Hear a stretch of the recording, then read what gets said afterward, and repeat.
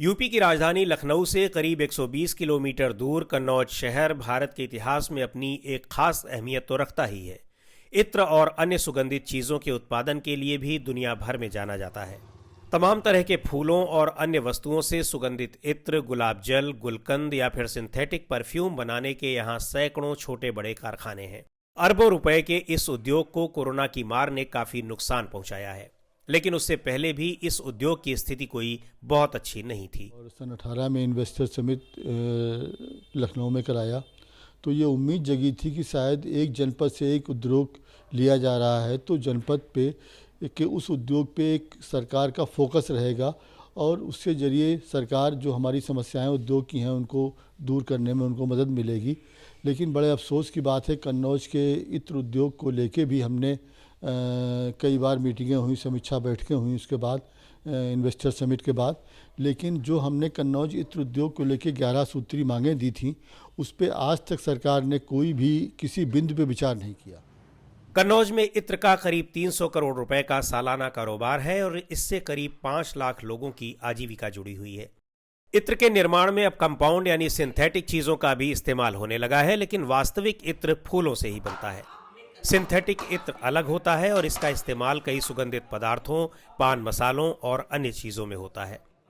इत्र निर्माण के लिए आज भी पुराने तरीके ही प्रयोग में लाए जाते हैं और किसी भी तरह की मशीन का इस्तेमाल इनके निर्माण में नहीं होता है, यहाँ तक कि बिजली का भी नहीं।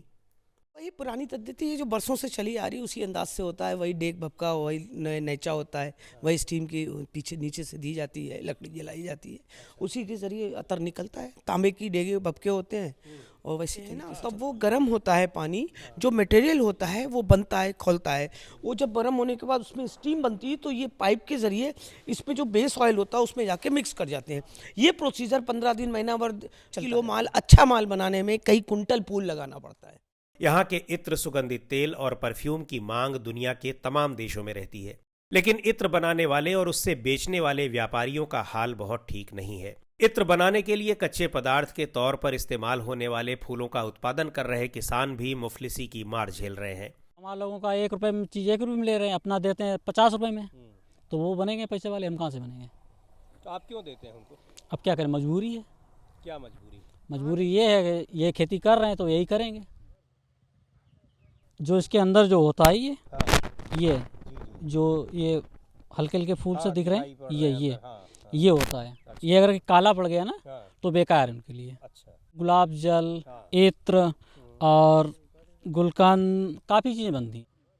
इनके पास किसी तरीके की कोई मार्केट नहीं है और अपने इस फूल को ये जिन व्यापारियों को देते हैं वो करोड़पति बनते हैं, लेकिन जिस फूल से इत्र बनता है उस फूल को खिलाने वाले, उस फूल को उगाने वाले इन लोगों की हालत वैसी की वैसी रह जाती है।